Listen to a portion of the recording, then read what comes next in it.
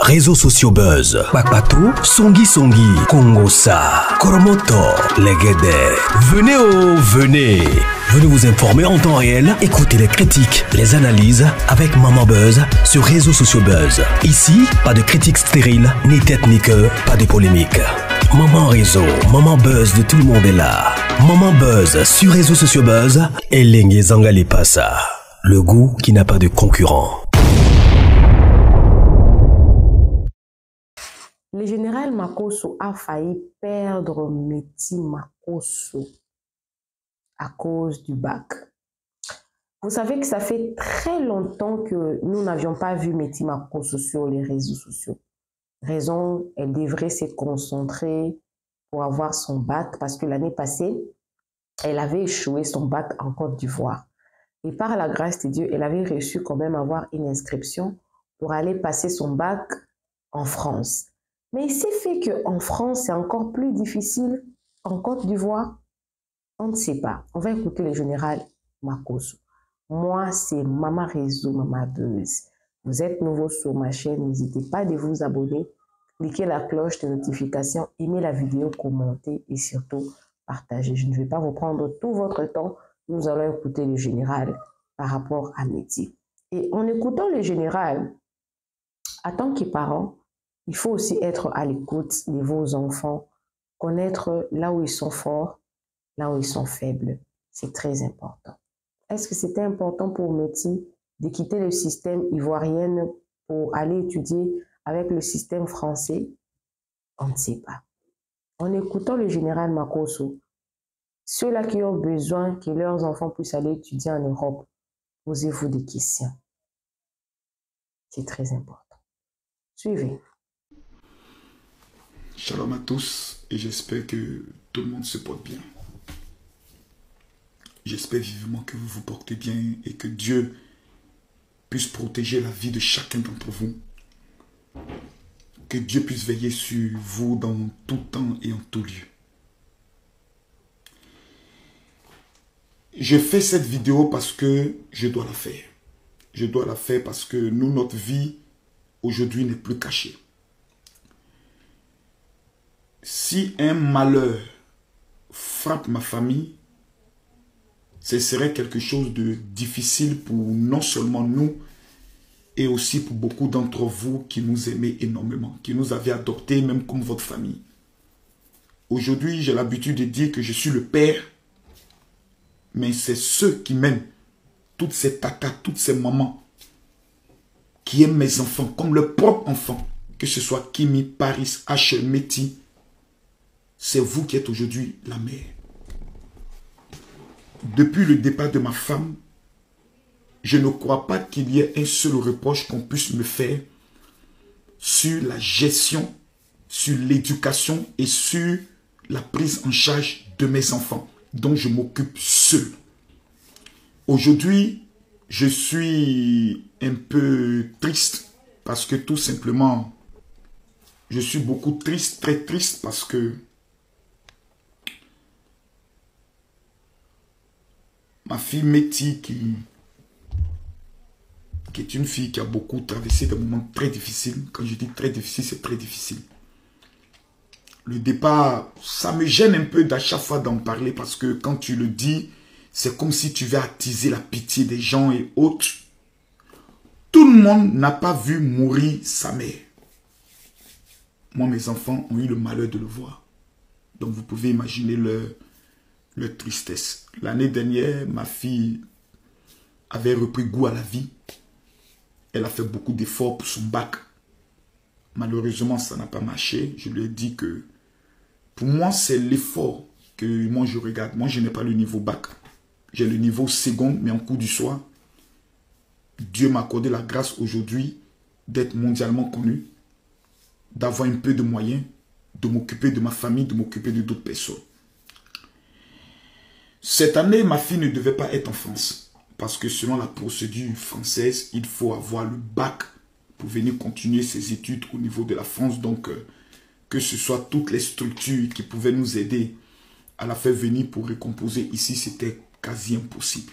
Et quand je dis impossible, c'est impossible. Tous ceux qu'on contactait nous disaient c'est même pas possible. Même la structure qui s'occupe de moi, mes visas, m'a dit, ça, c'est pas possible. Parce qu'il faut le bac pour que, comme il s'appelle, quelque chose, France, Campus France, puisse eux aussi faire l'entretien et faire la recommandation. Donc, j'ai dit, bon, tout ce que Dieu fait bon, par la grâce de Dieu, il nous a donné la chance de connaître des gens. On a fait une inscription dans une école privée qui coûte énormément cher. Les papiers sont venus et j'ai dit on va tenter par la foi. Vous n'avez pas idée de combien de fois Métis était seule parce qu'elle était seule à Abidjan. Tout le monde est sur Paris. Qui m'était arrivé? Mais Paris H. Elle est seule dans la grande villa. C'est bizarre. Mais quand je l'appelle, elle a... Métis est quelqu'un de... Métis peut souffrir à l'intérieur sans faire savoir à quelqu'un. Tout dernièrement, elle et sa grande soeur se sont un peu disputées. Et pour la première fois, je vois ma fille pleurer. Elle me dit qu'elle veut souvent que Kimi puisse être beaucoup attentionné à elle parce que maman n'est pas là. Je lui ai dit, mais est-ce que tu en parles avec elle? Elle dit, non, mais logiquement, il dit aussi, ta soeur aussi, elle a besoin d'avoir aussi de l'attention. Elle me dit souvent, elle me dit des choses quand elle est fâchée qui me rentrent dans le cœur. Aujourd'hui, si j'ai réagi mal, tu vas te fâcher contre moi parce que c'est la grande soeur et autres. Et j'ai appelé sa grande soeur, je lui ai dit, Kimi, tu sais, je connais tous mes enfants. Kimi est trop rigoureuse. Trop. Parce qu'elle est perfectionniste. Elle ne veut pas le désordre. Elle n'aime pas le désordre. Je lui ai dit, va doucement. Métis, là, tu la connais.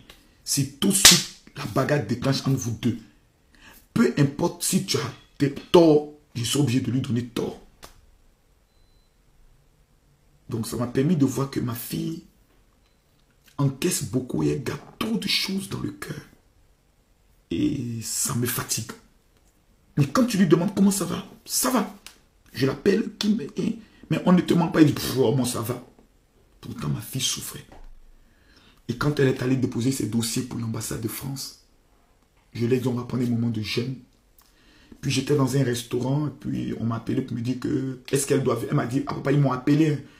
Mais j'ai dit qu'ils n'ont qu'à venir me livrer l'enveloppe parce que si elle va retirer son passeport et que là-bas, ce n'est pas positif, ça peut jouer sur elle. Donc, elle m'a dit non, j'ai demandé à ce qu'ils viennent me livrer ici, je vais payer les frais de livraison.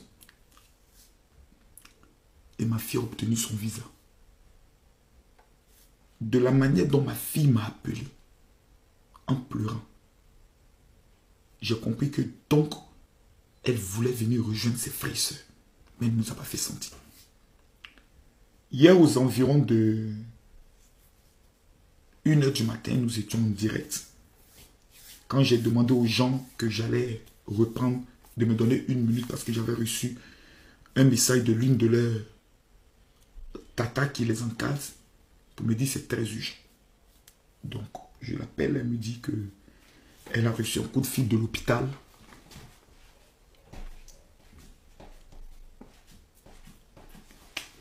Et que notre métier est hospitalisé. Je sais que c'est Kimi qui était malade. Moi, j'étais malade en Turquie. Kimi est allée en Espagne. Elle est revenue très malade. Je l'ai fait revenir sur Paris pour moi-même m'occuper d'elle. Encore Métis. Pourtant, Métis ne tombe jamais malade. Parmi nous tous, celles qui ne tombent jamais malade, c'est Métis. Elle, jamais. Comment ça, les pompiers peuvent venir la chercher? Qu'est-ce qui se passe? Elle essaie de m'expliquer. Elle dit non, je suis en parole avec le médecin. Autre. Ses téléphones ne passent pas.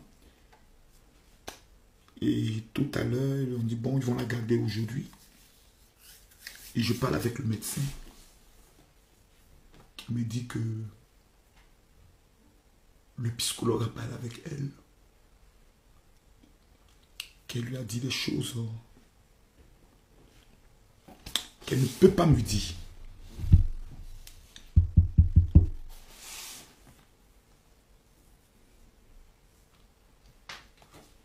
Ma fille lui aurait dit que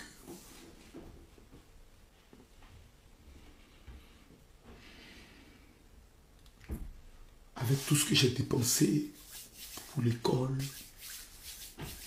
les pressions que j'ai mises sur certaines autorités pour son visa.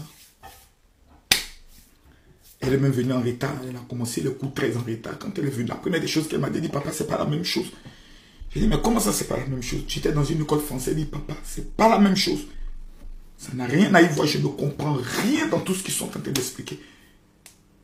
Je dis, donc on va prendre des répétiteurs, qu'on paye, pour essayer de le faire comprendre. Dieu merci, ça commence à évoluer. Elle dit au docteur qu'elle a peur de me décevoir par rapport à son bac.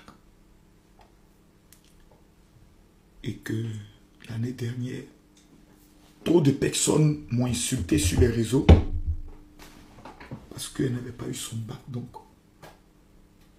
ça fait en sorte qu'elle ne dort pas, qu'elle révise jusqu'à 6 h du matin.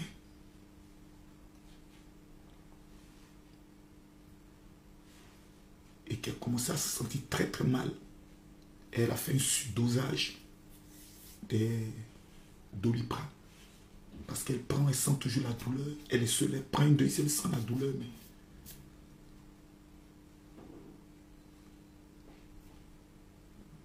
mal de tête, douleur, insomnie, crise d'angoisse.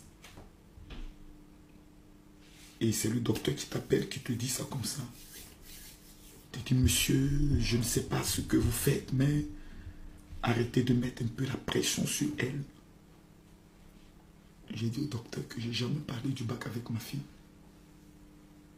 Sauf que cette année, il faut qu'elle travaille bien. Donc, je lui ai dit tout à l'heure que je préfère qu'elle arrête. Si le bac doit devenir un moyen de stress pour elle, je préfère qu'elle se soigne, qu'elle stoppe. Et que peut-être l'année prochaine, ou la volonté de Dieu, si le bac est un frein, peut faire les grandes études, elle laisse ça, puis après, si elle veut passer en candidat libre, elle passe en candidat libre, pour ne pas qu'elle ait l'impression que toute sa vie est limitée au bac pour me faire plaisir. Kim est allé au bac, la première année, elle a eu. Cette année, j'ai mon premier fils qui passe aussi le bac. Mais quand un enfant te le dit, c'est qu'elle arrive à se confier à d'autres personnes, mais pas à toi. Tu te dis, qu'est-ce que j'ai raté? Et tu te dis vraiment, je préfère avoir mon enfant vivant qu'avoir un enfant peut-être qui échoue et qui se suicide. Et là, je ne crois pas que je vais m'en remettre, ou bien qu'on va me pardonner. Parce que si quelque chose arrive à Métimo, je suis un homme mort. Parce que les réseaux vont pas me faire cadeau. Ça, ils vont pas me faire cadeau. J'entends déjà des voix qui diront, c'est parce que la fille savait beaucoup de choses que Makosso l'a sacrifié. Donc, je préfère voir mon enfant vivant. Je préfère voir ma fille vivante. Qu'elle s'épanouisse. Et que ensemble on puisse lui donner cette joie. Parce que pendant 2 ans, Métis était comme une morte. Parlait à personne, s'enfermait seul dans sa chambre, n'allait pas au cours. Et l'année dernière, elle a repris goût à la vie.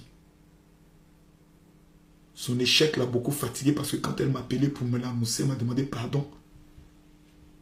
Je lui ai dit, tu me demandes pardon pourquoi? C'est pour toi. Mais tu as des enfants qui travaillent, qui se disent, peut-être qu'ils ont des rêves, ils ont des projets, mais qui se disent, je vais à l'école parce que je ne veux pas décevoir papa.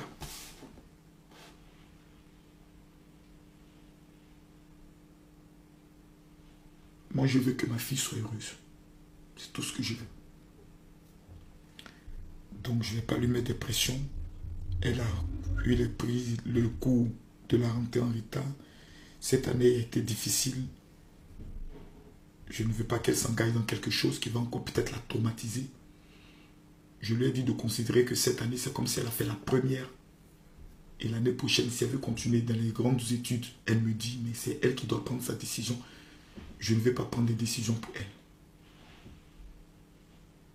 Si elle veut rentrer dans la vie active, qu'elle me le dise. C'est vrai que mon souhait, c'est qu'elle continue ses études, parce que c'est un préalable pour moi. Si c'est les études d'actrice ou les études qu'elle me dise quelque chose, mais je lui laisse le temps de se rétablir, de se reconstituer, de se vider l'esprit, de parler à des personnes, parce que c'est vrai que je suis pasteur, mais nul n'est prophète chez soi. J'aimerais dire merci à tous ceux qui, depuis hier, quand j'ai fait le post sur les réseaux, qui ont prié pour mes enfants. Je vis pour mes enfants. C'est pas facile d'être papa. C'est pas facile d'être père. Pas facile.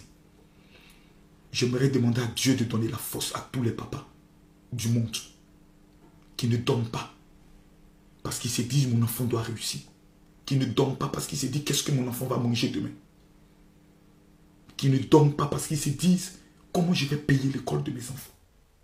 À tous ces pères qui souvent pendant leur fête, qui ne reçoivent pas de cadeaux. J'aimerais leur dire que Dieu vous bénisse. J'aimerais dire aux enfants de souvent regarder le papa dans les yeux pour leur dire papa je t'aime. Parce que souvent on en a besoin. C'est pas facile d'être papa. Que Dieu protège tout le monde. Amen.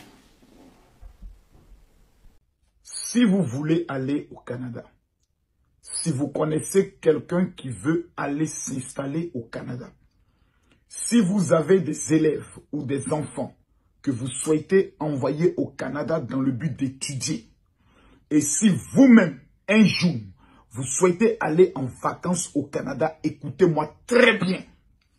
Dans cette histoire d'aller au Canada, beaucoup de réseaux mafieux se sont mis en place dans le but d'arnaquer, escroquer et détruire la vie de plusieurs personnes.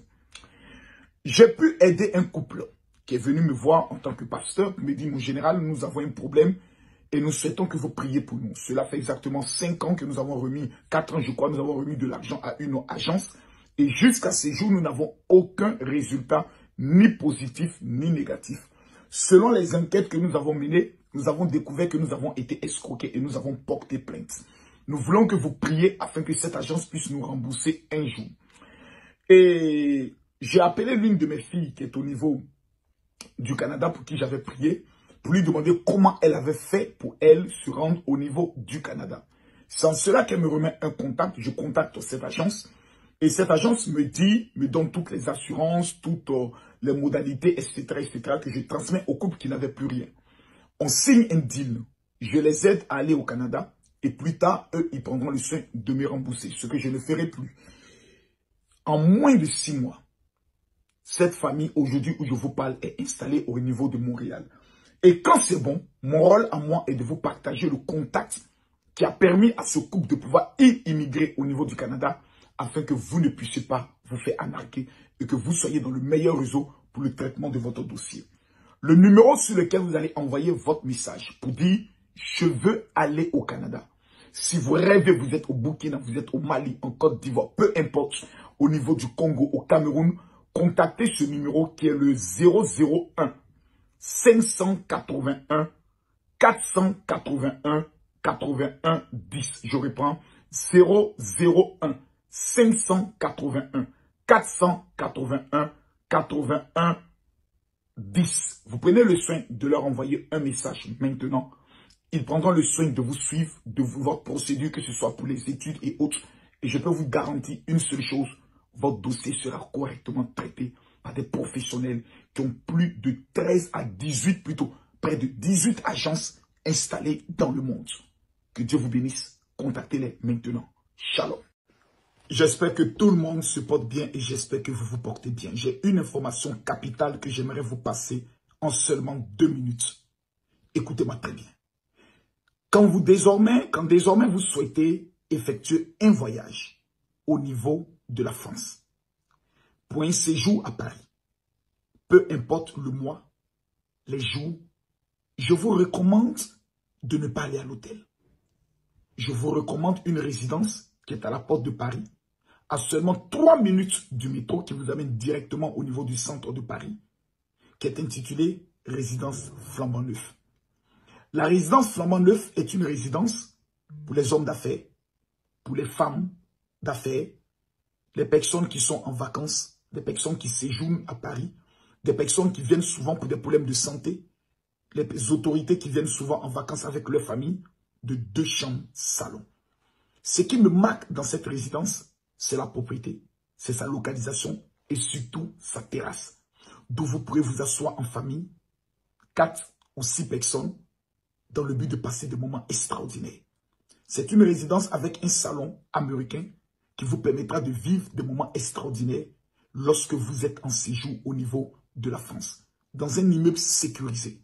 Mesdames, Mesdemoiselles et Messieurs, pour toutes ces personnes qui souhaiteraient pour faire leur réservation au niveau de la résidence, je vous donne le numéro WhatsApp de la résidence maintenant, car c'est là que moi, je loge tous mes invités désormais lorsqu'ils arrivent en France. Ça leur permet d'avoir ce qu'on appelle une intimité familiale.